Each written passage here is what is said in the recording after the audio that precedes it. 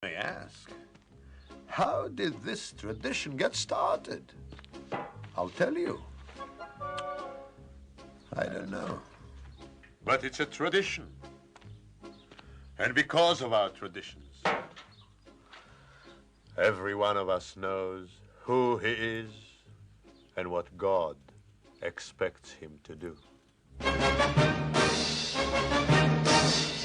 Who day and night must scramble for a living, feed a wife and children, send his daily quest, and who has the right, as master of the house, to have the final word at home. The Papa! The Papa! Hello, everyone, and welcome to Let's Talk Torah. I was waiting for my signal to start talking. Sorry about that. Anyways, welcome to Let's Talk Torah. I am Rabbi Tzvi Jacobson with New Radio Media, and we'll spend the next hour talking Torah, learning stuff, and having fun while we learn. If you'd like to contact the show, you can try to get through to Alyssa at 844-999-9249. That's 844-999-9249. Or you can email us at letstalktorah@gmail.com. No apostrophes. letstalktorah@gmail.com. I hope you're all, those of you who are celebrating the Sukkot holiday, I hope you're enjoying the holiday like I am, except I'm here in the studio now. But fantastic holiday. Had grandchildren. We've gone on trips. Grandchildren have come and gone. More are coming to the house. People have come to visit me in my sukkah. Shout out to Paul, who was supposed to come to my sukkah, has not made it yet, but he still has a few days left if he's listening. And even if he's not listening, he still has a few days left.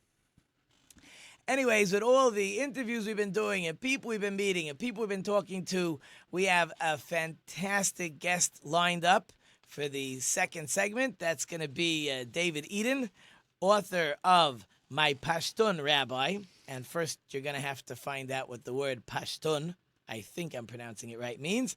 Just a fascinating book, a fascinating person. Everybody I meet, I'm telling them about this person, and their mouths are open when I talk about his book and at least part of the life that he's lived and what he's written about. Okay, we'll get to that later.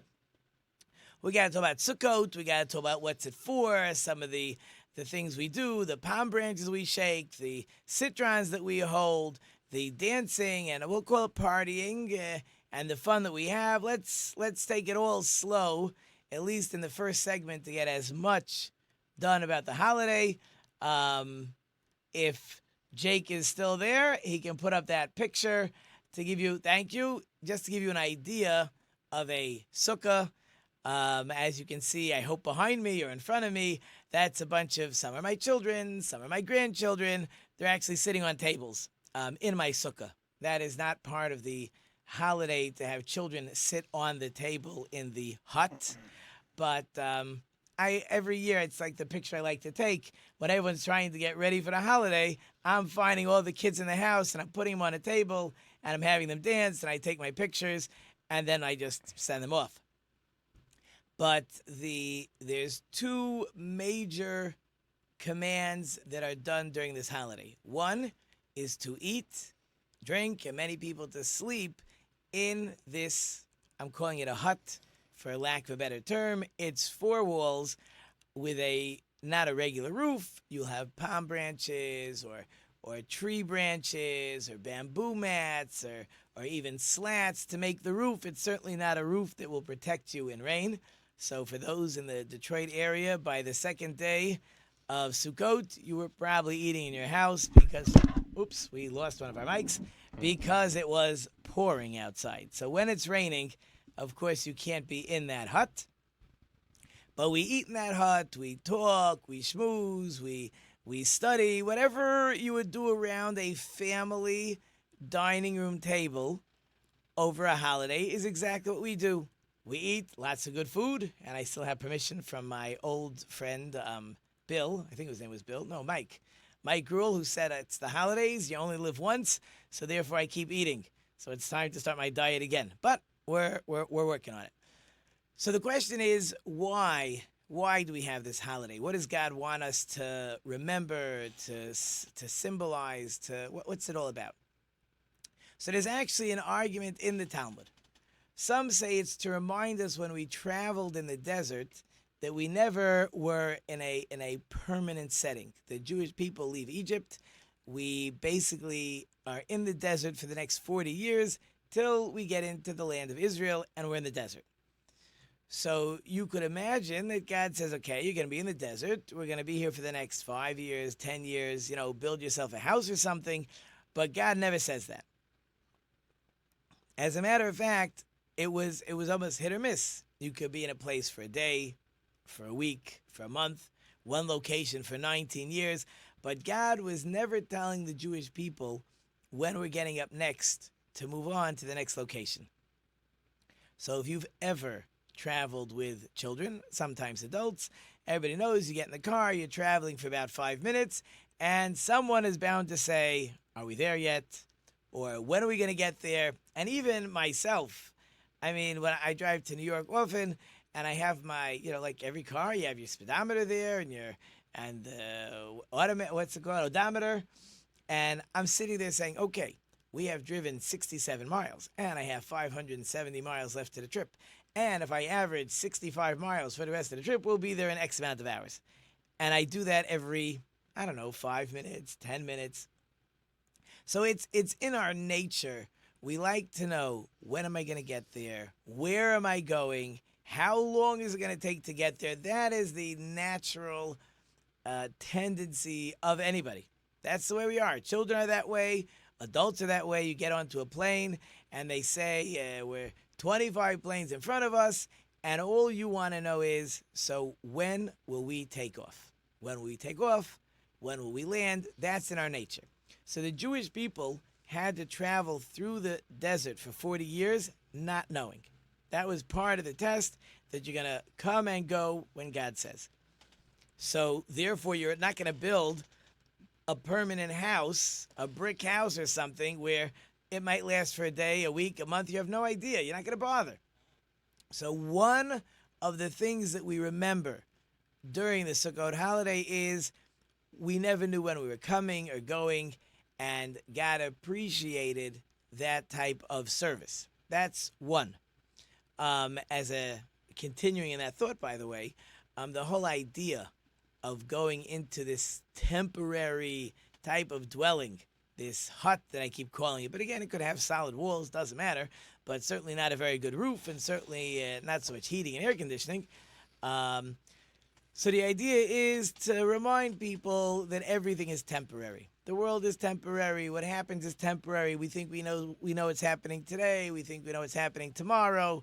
Even with RD sitting next to me, he's telling me a story, a tragic story, really won't go into. But again, we think we know all the plans. We make all our future plans, and they come crashing down sometimes. We don't know. Life is temporary. What happens today has no bearing sometimes on the next day and further. And I got a nod and agreement on that one.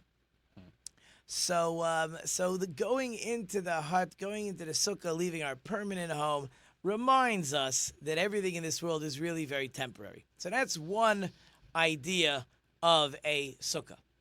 A second idea of a sukkah is it's called the Anane HaKavod. When we traveled in the desert, the desert's a fairly hot, dangerous place to travel. So God protected the Jewish people with what is known as the clouds of glory. Now, there were these clouds, hard to describe because as old as I tell my children and students I am, I wasn't there then, not that old. But in any case, we were protected from the environment. It was a perfectly, like some of these stadiums, the temperature was perfect, and the air quality was perfect, and the humidity was perfect. And that is how we traveled in the desert. Animals weren't coming in. Armies couldn't come in. For the most part, you wouldn't want to leave. We were in a cocoon. We were very protected. So those clouds of glory, which traveled with us through the 40 years. After the 40 years, we go into the land of Israel. They're done. No more of those clouds of glory. We are now like anybody else. We're in the land. We'll become farmers. There'll be wars. But that was it for those special clouds. So again, a reminder how God protected us through those 40 years. As an interesting thought, so there's a famous question that everybody asks.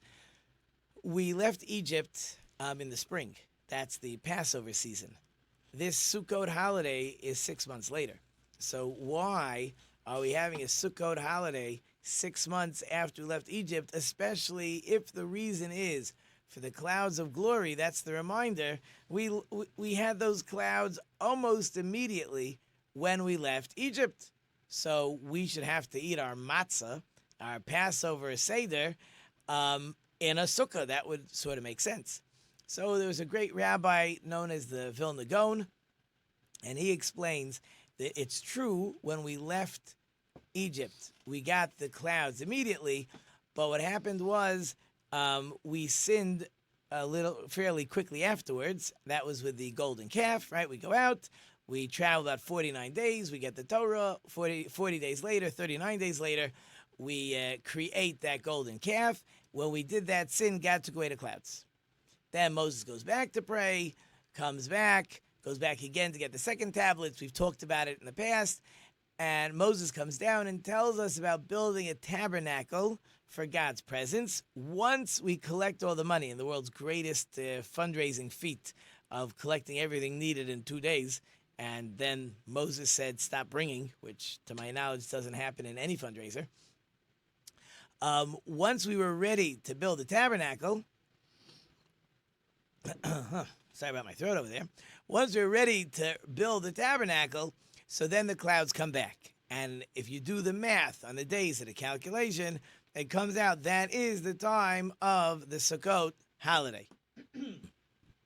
I think my cough button worked, unless it was heard by another mic. That was pretty good. That was good. I was ready for that one. You know, actually, I don't have to use my voice as much because we're on vacation. So I thought my voice, everything is going good. I'm not leading the prayers right now. But I actually just took my kids. We don't want the children not to study.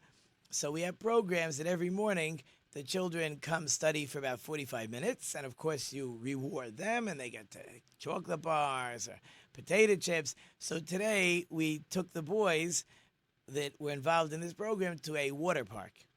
So great water park. It's fun, but it's in one of these rooms that if you want to talk to a friend, you don't even realize you're screaming. So therefore, I made sure to do that right before I came here so that my voice would be as rough or rougher as usual. So that's the gist of the Sukkot holiday. It's for 7 days. We will be in and out of the sukkah. That's where we'll eat. It's decorated. If you saw the picture before, we hang all kinds of glittery decorations. Children make posters in school. We hang them up all over the walls. It's fun. That's part of the holiday spirit. It's just the kids love it. The parents love it, I hope. The kids love it. It's very good, except when we're attacked by bees, and then they're not so happy. And I set up my bee traps. Therefore, I say there can't be any bees because I have bee traps. I don't know. The bee traps, I set them up exactly the way they said. I don't think there's any bees in my bee traps, but they are in my sukkah. I think what happens is it's like the mice I used to catch. In other words, we are creating smart bees. In other words, all the dumb bees go into the trap. So who's left? The smart ones. So there's no one left to catch, and we're creating all these smart bees. Maybe yes, maybe not. I have no idea. In any case, that's the first part of the Sukkah holiday. The second command is, and it's interesting enough, it's part of this holiday we're commanded to be very happy. And as all holidays, we're supposed to be happy. This holiday specifically is called the time of joy, Zman Simchasenu. It's a happy holiday. Now again, if you go back to a farming culture, this would be the season where the farmer is bringing in all his food from the field.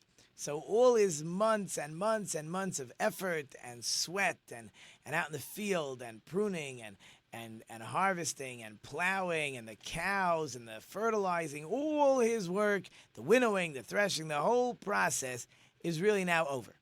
So now he, as we say, can reap the fruits of his labor. He's in a very happy mood.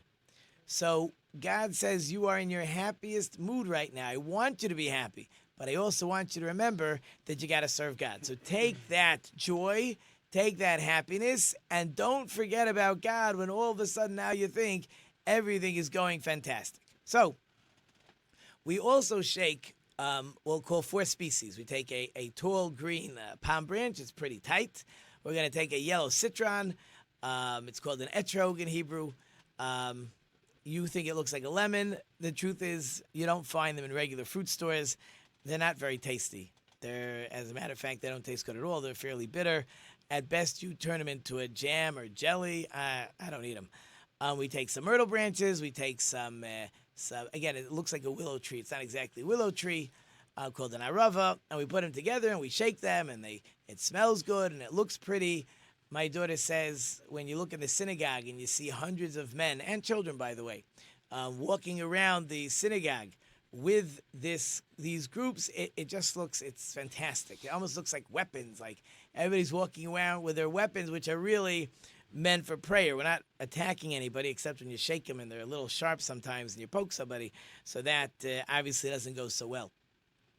But there's numerous comparisons with these four species to different types of people. For example, the etrog is a fruit, so it has a good smell, has a good taste. That's the person who has it all. He has good. He's a kind person. He does good deeds. He studies Torah.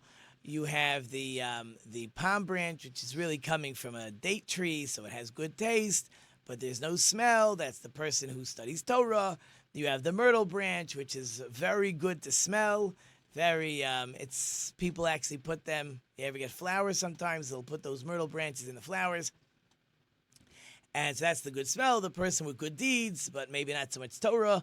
Then you have the arava branch, this willow tree branch, which it doesn't smell, no taste, and that's the person who has no Torah and no good deeds. And the Torah says, I want you to hold them all together. You're going to hold them all together and you're going to shake them. And the idea is that the Jewish people, and all people for that matter, need to know that it doesn't work when special people will be on their own, or this kind of person will be on their own. We need to be all-inclusive. We want everybody together. We call it achdus or achdut. We want everyone to be together, everyone to be happy during this happy season, this joyous holiday season. We want to put everybody together. It's symbolic for us to know you're not supposed to be on your own. You're not supposed to look down at others. You're supposed to be together with everybody. And as my time is winding down, we are going to get ready for our next segment after the break. And when we come back after our break, we are going to interview David Eden, who is the author of my Pashtun Rabbi. And we're going to have to find out what a Pashtun is. You do not want to miss this interview. It is just a fantastic interview about a professor in an Arab country, and lots to talk about, and we'll be there. We'll be right back. Maple Lane Golf Club is a 54-hole golfing treasure located in the heart of Sterling Heights. Maple Lane Golf Club offers immaculate greens, a top-flight pro shop, and inexpensive green fees. For convenience, book your tee time online at maplelanegolf.com. Come out and enjoy a great golf experience. Try our 9 and Dine special, 9 holes of golf, and enjoy food and refreshments in the Clubhouse Bistro. That's Maple Lane Golf Club in Sterling Heights. Check us out at maplelanegolf.com. Advertising your business these days can be challenging. Traditional radio and TV ads are expensive and, frankly, a bit of a crapshoot. Not to mention, the audience for over-the-air material is shrinking as more and more of us demand to see and hear what we want, when we want. Advertising on new radio media is a solution. With our live streaming programs that are also available on demand, your message is always ready when your customers are ready to watch and listen, all for a fraction of what you'd likely have been paying for other ads. NewRadioMedia.com. Call Buzz Van Houten at 248-939-9999 for more information.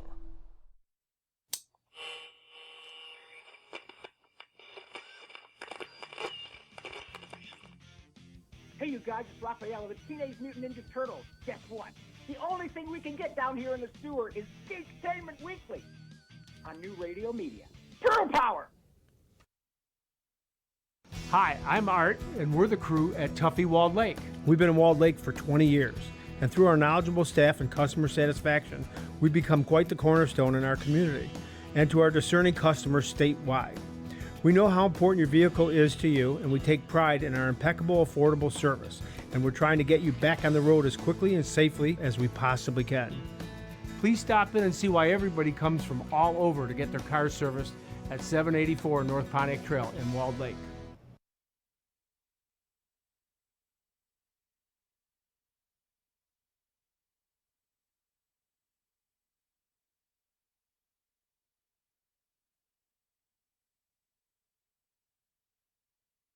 And we're back.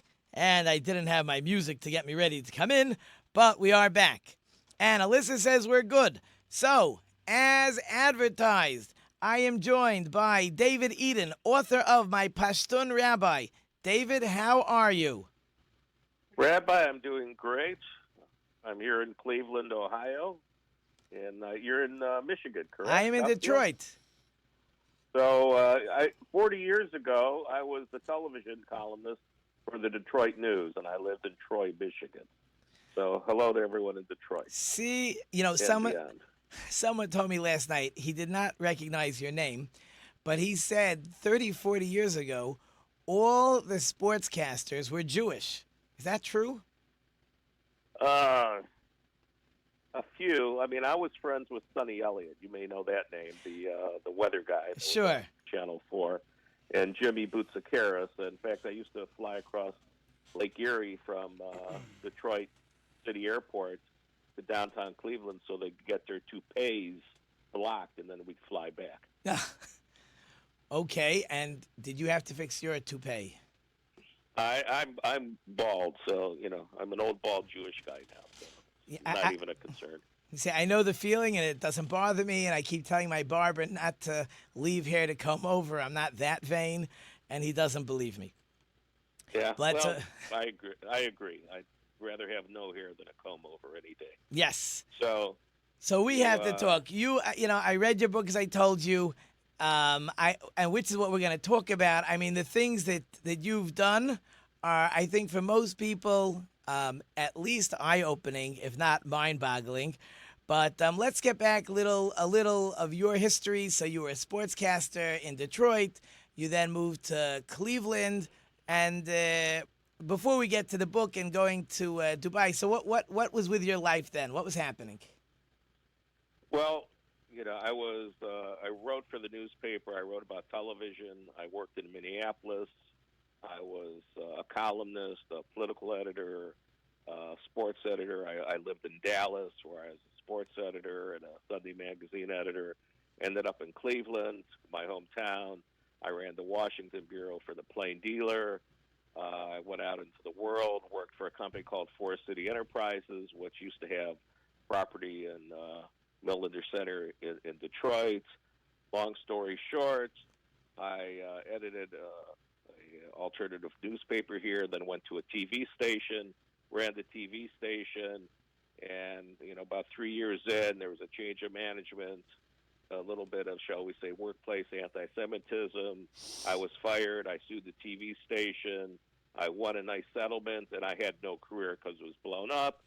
So what am I going to do with my life? And that's what we got to talk about. So once you had nothing to do with your life, so you applied.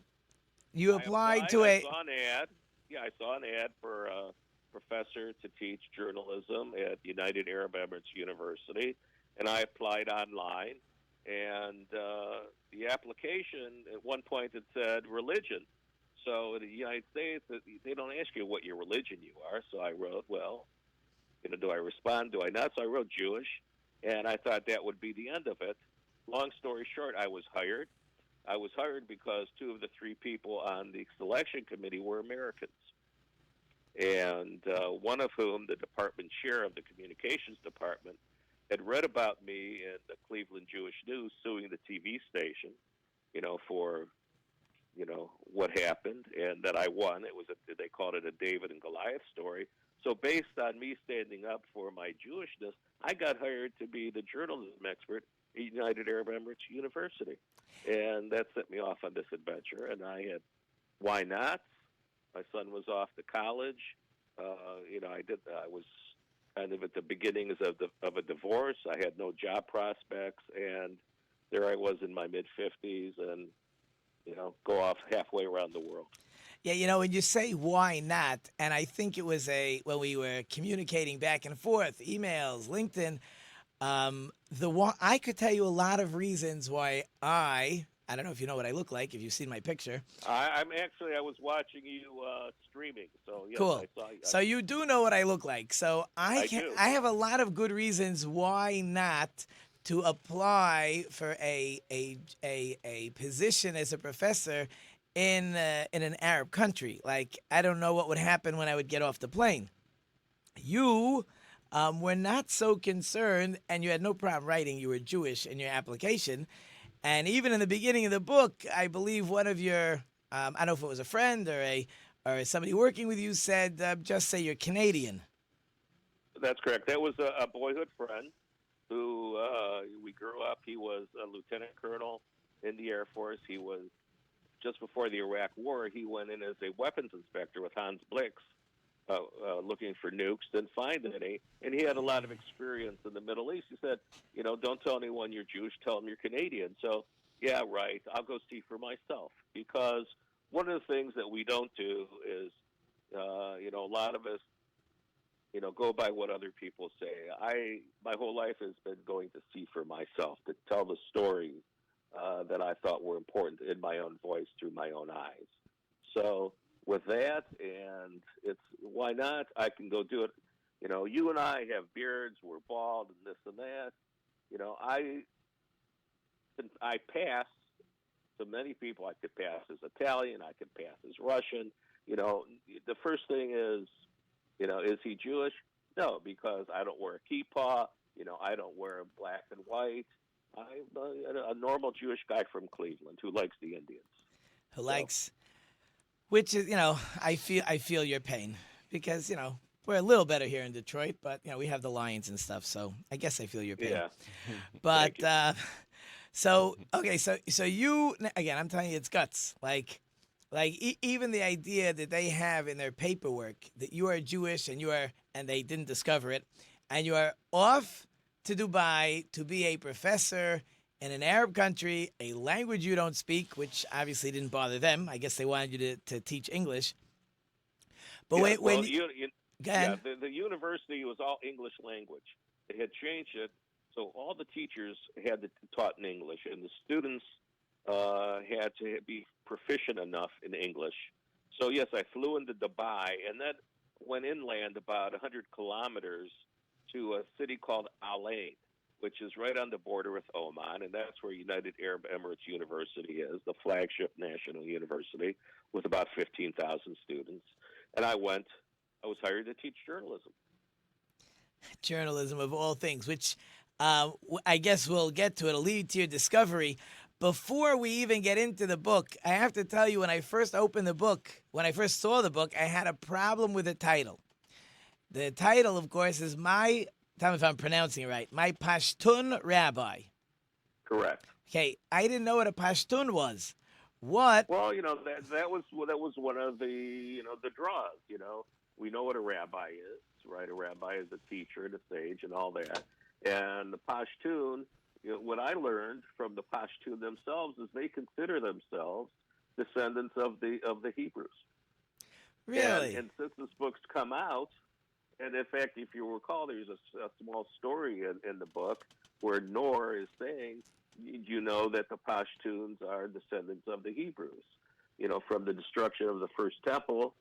Yes, I do remember. Where did Jews go? So, and I've heard from a lot of Pashtun since before the book, because I've been advertising it in the United Arab Emirates, and I've had many of them say, "Do you know that Pashtuns come from Jews?"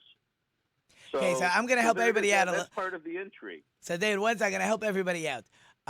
What David means is that that way back right before the destruction of the first temple, the 10 tribes were taken out of Israel and dispersed somewhere. So it has always been, people have always been searching.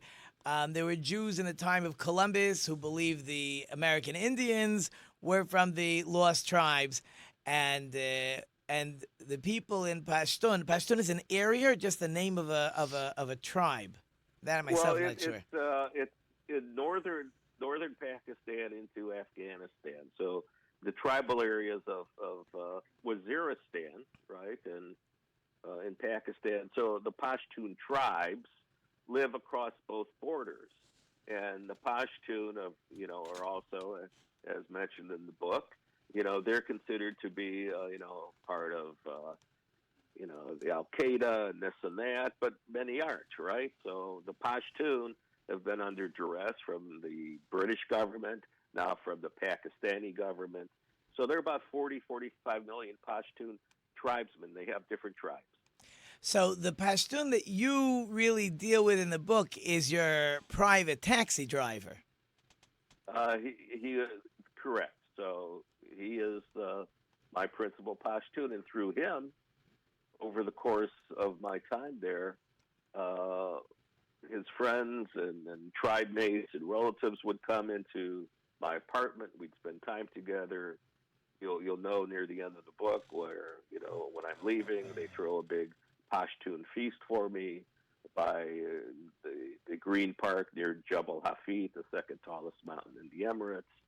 So I became well known among the Pashtun or the Dower tribe in the Emirates through Noor, who picked me up on the side of a street one day when the first night of Ramadan, when we couldn't get a taxi, and took me back to the hotel where we were staying, and from that day on, it was with me every day.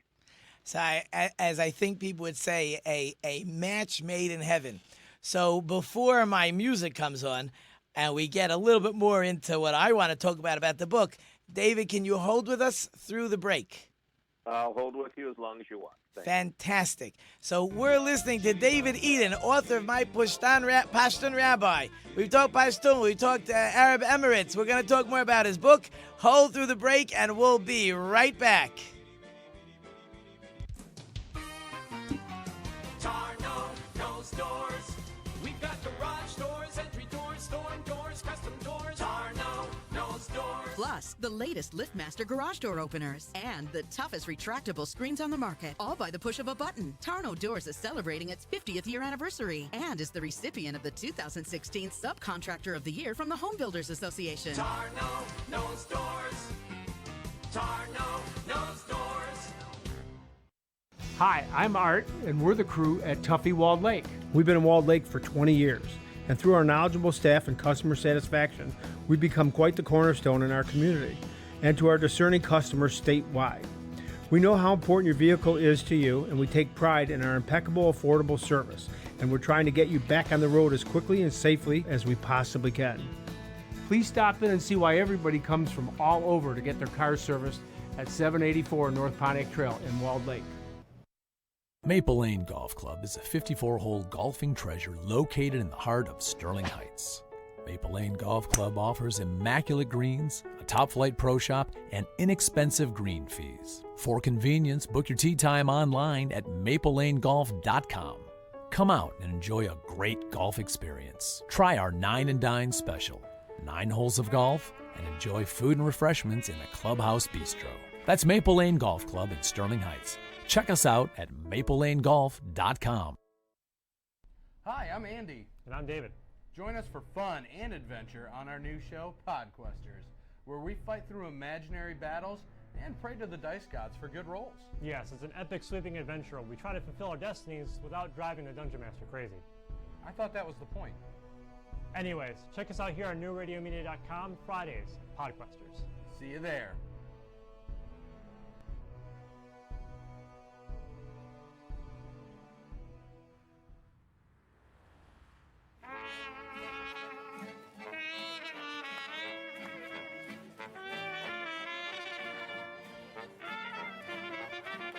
And we're back, and I'm joined by David Eden, author of My Pashtun Rabbi. And we're talking about what it's like to be, or we're going to talk about what it's like to be Jewish in an Arab country, certainly the way David did it, which is really fascinating. David, are you still there? Rabbi. Great. Okay, so we talked just your rabbi, we'll talk about your taxi driver. We'll see what we get into. So you're going to be teaching journalism. And now, I don't remember the exact years you were there, but you were there when there were certainly many Palestinian-Israeli issues going on at the time. I don't want to say skirmish, but at which time, which conflict were you in Dubai or in the United Arab Emirates during? So, that everyone, I arrived in August 2000. A couple for a huge stock market crash country. And I arrived. David, 1 second. Could you just start the conversation again? Something where it's a little bit not so clear. I apologize. Okay. Just start it again. That's fine. So I arrived in August 2008, before the stock market crash, when Lee Brothers was out of business and stock market fell worldwide, and we started the Great. So time tumultuous, and in the year 2000, when I was there, it was a Gaza war. So that was the first of three that took. And during the time, for semester that I was teaching all females, because you either taught all males or you males. Classes were not mixed. That's right. David, I'm going to cut you off one more time. I don't know why you're like in and out. I do apologize, but I myself. What? I think it's a bad cell connection. We got a bit, and maybe moved because at the beginning we had a good connection. The first. How's this? Is this better? I think that's better. Okay, so you're teaching all girl. Well, in the book, you're mostly discussing your girls' class. So you have to discuss the conflict. Was all girls, right? Right. That's right. And so November 2018 was the Gaza War. This takes place at a time when I'm teaching all girls, and I am teaching 3 different classes. And I was hired as a journalism expert, really given journalism courses to teach because of, it's called WASTA, an influence. There was an order, and there was a professor who wanted to give it basically in classes. And, class computer reporting, which in the U.S. is, high technical reporting class. There, I learned that computer system reporting because of each young women how to use computers and type of computers to write their stories.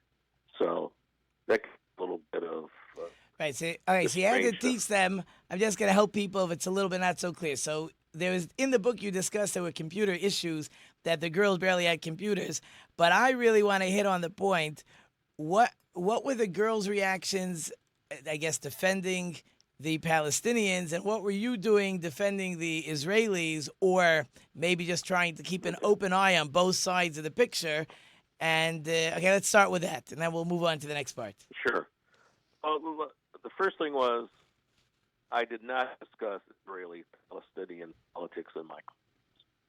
I did not let my students know that I was Jewish in my classes.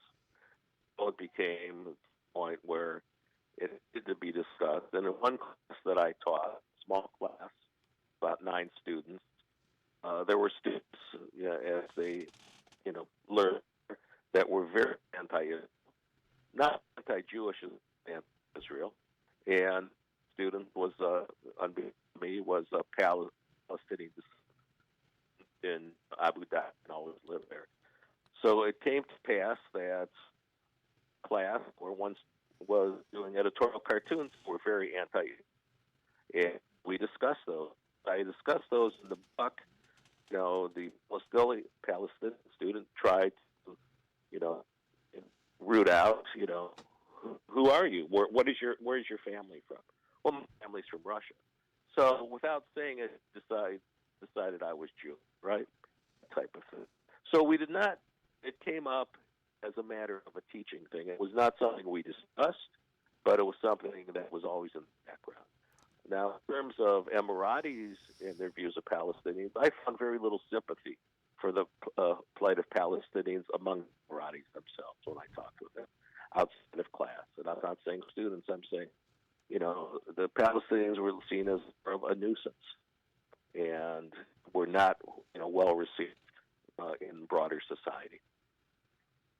Interesting. So there's students that are starting to discover that you are Jewish. Did any of them come to you at some point straight out and say, I don't know how you refer to a professor, doctor, however they called you, teacher? Doctor. Doctor. Right.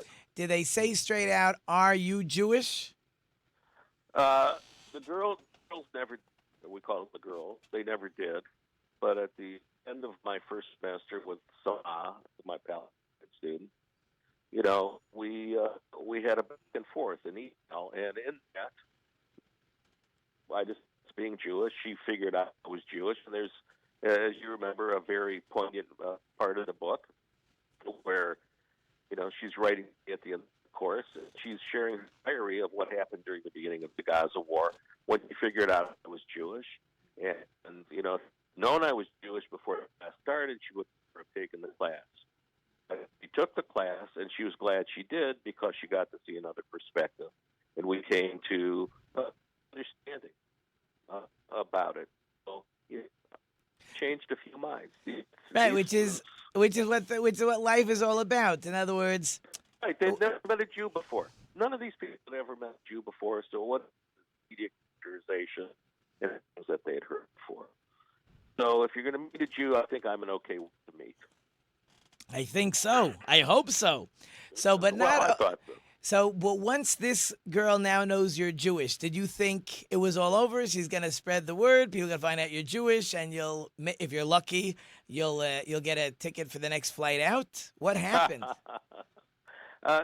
She said she wouldn't tell anyone, and I told her I didn't care because as the second semester went on, I let it. We'll find out the people that were in my life. So it was. The book, as you know, is not just my teaching at the university. It's about my relationships with Nor, my Pashtun Rabbi. It's about my relationships with a very prominent Emirati family, and how different people learned how I was Jewish. Because most people assumed I was Christian. Because what kind of Jew would be crazy enough to go to the Emirates and teach? Right, which was my question. Yeah, I guess I'm one that's crazy enough, but. What I learned was that if you let people know you as a human being first, the label of a religion or a label of an ethnic group or whatever else, maybe they'll accept you as a human being. And that's what I found. We found commonality. In the second semester in my boys class, about halfway through, one of the students asked me at the end of the class, are you a Jew? And I wrote, on the board. I wrote in the next class. That was the whole class. I'm Jewish. Does anyone have a problem? And we talked about it. And I will tell you that I was the first. Once again, I was the first Jew that these 36 males had ever met, and they were from the Emirates, and they were from Oman, and they were from Jordan, and they were from Syria, and Uganda, and had a closer bond because we could talk back and forth, and we argued. Whatever, and dealt with stereotypes. So it became, that was a good thing. And as you were in a very, you were in like the perfect situation where first they got to respect you, and then they found out, oh, by the way, he's Jewish. Because if you would have, walked in with a sign, I'm Jewish on the first day, I don't think you would have gotten the reaction that you were able to get. Well, absolutely, and one of the funny anecdotes is, talking about, Superman, and they're all like Superman. Well, as I later told him, well, he was born in my hometown of Cleveland, Ohio. He was created by two Jewish guys. Well, Batman. Well, blah blah. What about? Well, Batman was Jewish. Well, what about Spider-Man? Well, yeah, Jewish guys. So those types of things helped out. And also, let me back. There was one chapter called "The Big Lie," what I'm getting a lot of buzz about, where I actually talk about, are all Muslims terrorists? And I ask the students that and get their reaction. You go through that, and then my next thing is, are all Jews evil? And the buzz and the reaction to that. And so, you're able to I was able to, because of the way I do things, things on the table, and so I could see for myself the human reaction based on what? Based on meeting people or knowing people. It's based on what you see or hear in the media, and especially during the Gaza War, where it was like musical war videos that were playing on Al Arabia and Al Jazeera constantly. That's all people saw. One line of me. So, yeah, I think this story, because you were teaching journalism, and the one thing, forget about nowadays what's happening, But what you want journalists to understand is that we have to have an open mind. We have to see both sides of the story. If we come in with all our preconceived notions, we're not going to be able to be honest at all. And they had the perfect lesson that they had everything they thought about Jews, and then they get to meet you and find out that everything they thought till now was completely off. Yes, and the same thing goes for Jews that should have experiences with Muslims and Arabs around the world too. But we don't have that interaction because that's not how things are done anymore, because we've lost the human touch. And here I was able to do it not only as a professor, I was able to do it as a friend with people in the community that I'm still close with. I'm still in touch with Noor, my other people in the book, the other main characters, Tony and others. Spent a couple of weeks with them last year about this time, almost a month. So it's all about relationships. And, I think, as you know, Rabbi, that I also, years ago, I went to Washington and became the #2 executive at Hillel International. And so I got to take my experience of, teaching the Arab world to the largest Jewish campus organization in the world, too. And talk about how we have to understand each other. Jews have to understand Jews, and Jews also understand Muslims and Arabs, and we're all different. And I think most want the same thing, which is live in peace and security. And I think, and again, as we've talked, the book by David Eden, My Pashtun Rabbi, and hopefully I gave you a little bit of a feeling. I got David to bring out some of the things, his relationships that he was able to build. Again, it's sad that he could only build the relationships because they didn't know he was Jewish. I myself wonder if you think you would have been successful building relationships if they would have known you were Jewish. Certainly a fascinating book. David, I am up against my break. And there's so many other fascinating things about your life. I would love to continue, but my time is just about up as my music is about to come on. I thank you for coming on. I hope you had a great Rosh Hashanah, a great Sukkot. I hope the Sukkot holiday is treating you well. And thank you again for joining us. Thank you very much, Rabbi. Hey, David, be well. When we come back from the break, we will not be joined by Rabbi Yonason Goldson this week, but I have an amazing story my son told me the other day. We'll be right back. Maple Lane Golf Club is a 54-hole golfing treasure located in the heart of Sterling Heights. Maple Lane Golf Club offers immaculate greens, a top-flight pro shop, and inexpensive green fees. For convenience, book your tee time online at maplelanegolf.com. Come out and enjoy a great golf experience. Try our 9 and Dine special, 9 holes of golf, and enjoy food and refreshments in the Clubhouse Bistro. That's Maple Lane Golf Club in Sterling Heights. Check us out at maplelanegolf.com. At Murray's Part City, we're known for offering customer service you won't get in any chain store or online. But don't take it from me, just listen to what our customers have to say. The employees at Murray's are knowledgeable, courteous. They make you feel like you're at home.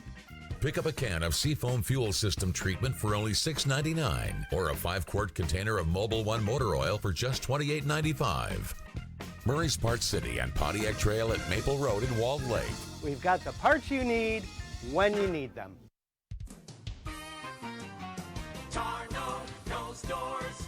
We've got garage doors, entry doors, storm doors, custom doors. Tarno knows doors. Plus, the latest LiftMaster garage door openers and the toughest retractable screens on the market, all by the push of a button. Tarno Doors is celebrating its 50th year anniversary and is the recipient of the 2016 Subcontractor of the Year from the Home Builders Association. Tarno knows doors.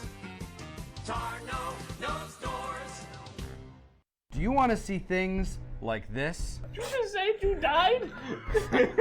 Well, I mean, technically. Or maybe even something like this. We'll do nothing but destroy your corpses and burn them all for my dogs. Your dogs are gone. And sometimes, a little of this. We need to have a talk. I take my axe and I smash it. No! And check out Podquesters, the show where we tackle ghoulish goblins, fiendish foes, and dangerous drakes. Oh, like the singer? No, the dragon creature. Anyways, Podquesters, Fridays, only on NewRadioMedia.com.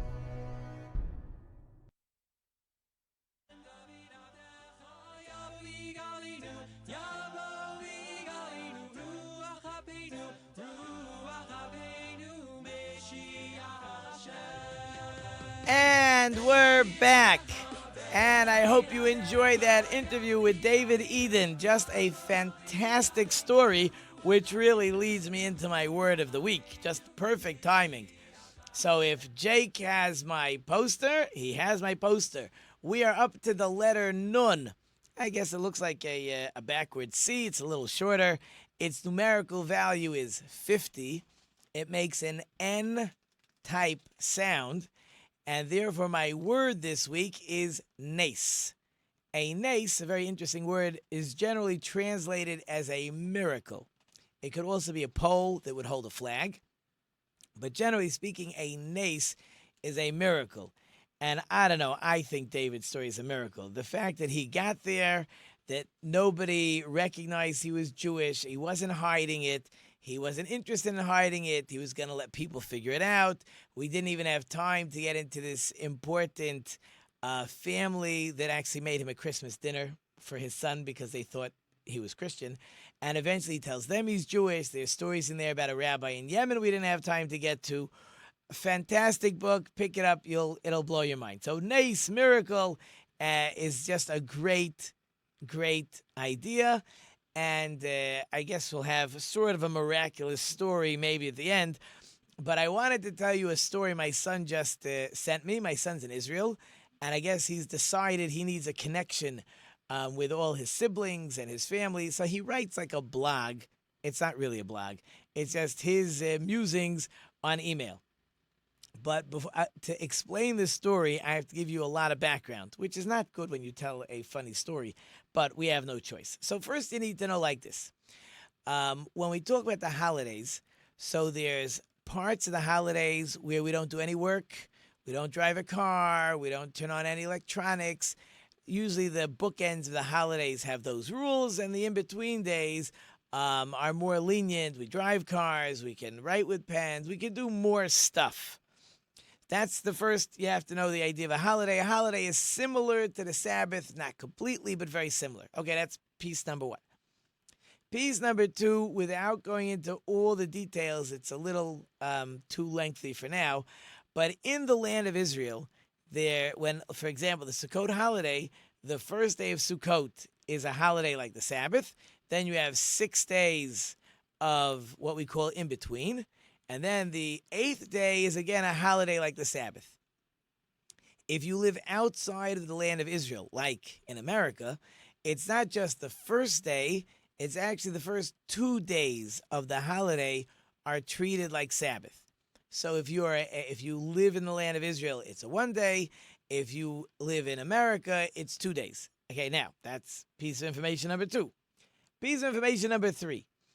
If you are an American and you're in Israel for the Sukkot holiday, even though all the Israelis are keeping 1 day like Sabbath, but the Americans will keep 2 days like the Sabbath. Okay, so I think that should give us almost all the background information. One more piece of information: if you daven in a synagogue, you may have experienced this. Otherwise, you've never experienced this. There are people that unfortunately are poor. They may be homeless, certainly getting any money for food. They don't have the ability to work, so they collect. In other words, they will walk around the synagogue and they'll have some coins in their hand, like the guy on Fiddler on the Roof, where he complains, if you know the story, where he goes to Tevye and Tevye gives him a kopek. And he says, 1 kopek? Last week you gave me 2 kopeks. And he says, I think they know that song. And he says, had a bad week. So the guy says, because you had a bad week, I should suffer. Anyways, so that's someone who collects. So now listen to this story. So my son is praying on the 2nd day with his school, but they're praying like Americans because for them, it's still the holiday.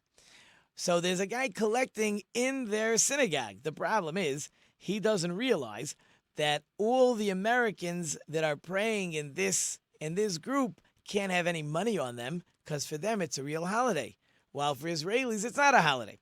So he goes through the whole synagogue, and nobody gives him a penny. Nobody gives him a kopek. Nobody gives him a pruta, nothing.